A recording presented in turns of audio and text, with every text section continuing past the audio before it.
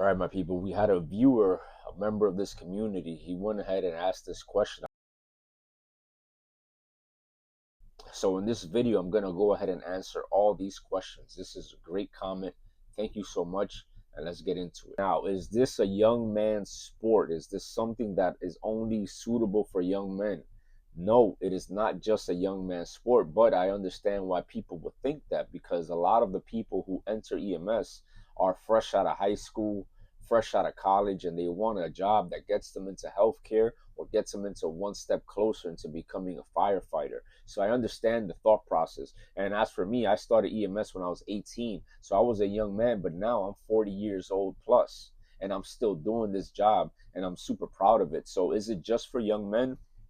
Absolutely not. And if you are doing a career change, it's totally understandable. You're a man of service. You said you were in the army, but you don't like having to suck up to your supervisors. I'm the same way. And that's one of the biggest selling points for me in this job, because there's no micromanagement. It's just you and your partner.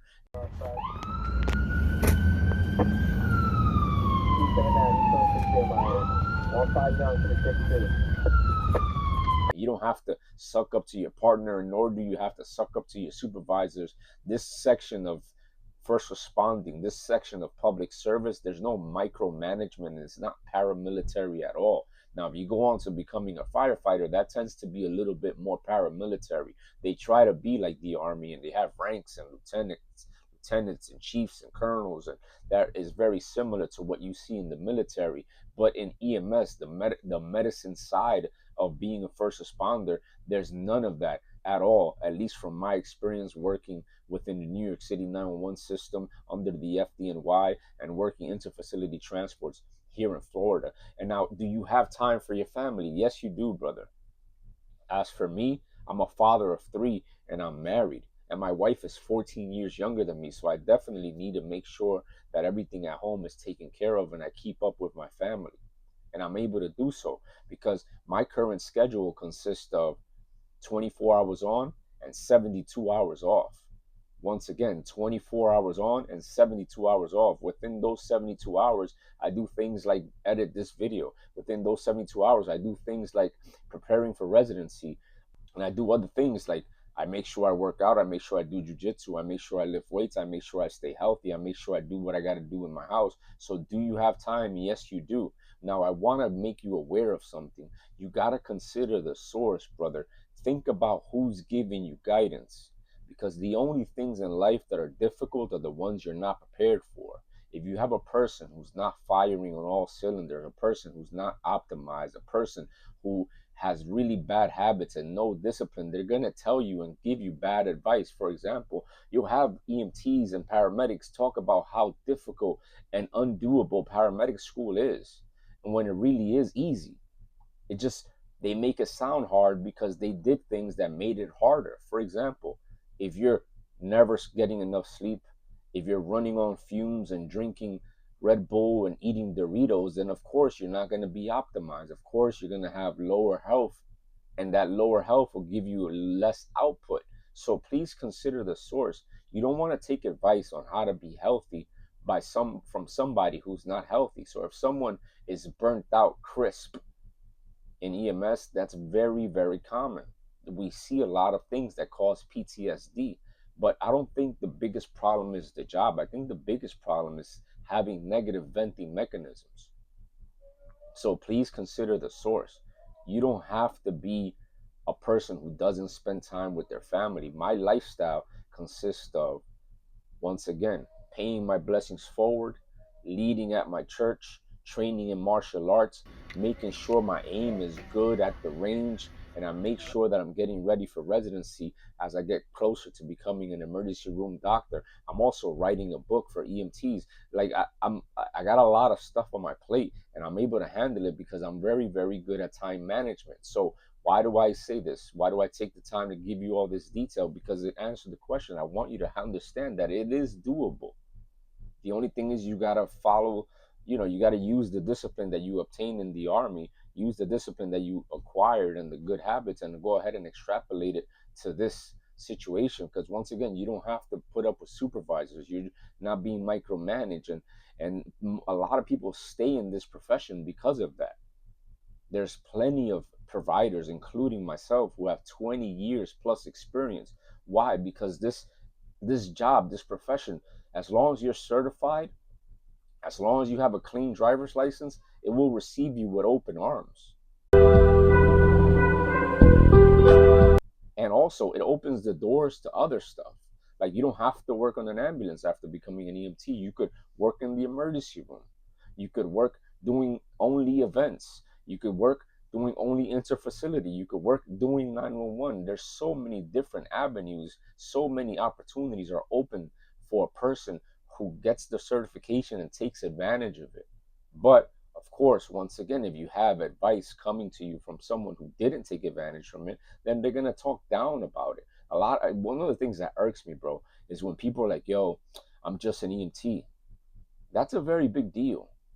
Driving the ambulance is patient care. Treating people with empathy is sometimes way better than having to administer a medication via IV. So please understand, there's a lot of impact that you can do with this job, and it gives you a sense of satisfaction, as you know, being a man of service, that you can't purchase it at Target. It gives you fulfillment.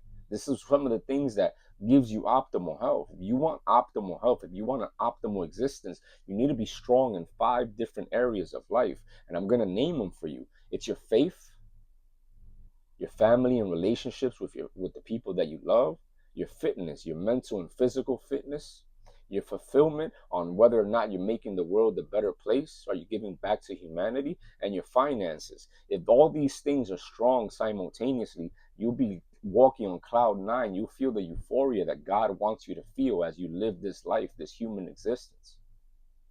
And working EMS, creating content like this, for example, is some of the ways that I fulfill myself.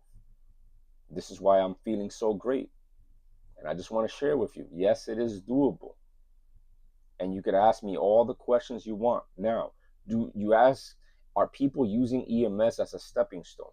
Yes. There's people that use EMS to get into fire because their father was a firefighter and it's just a family thing, or for whatever reason, they want to just become a firefighter. And that's totally understandable. But here's something I want to share with you.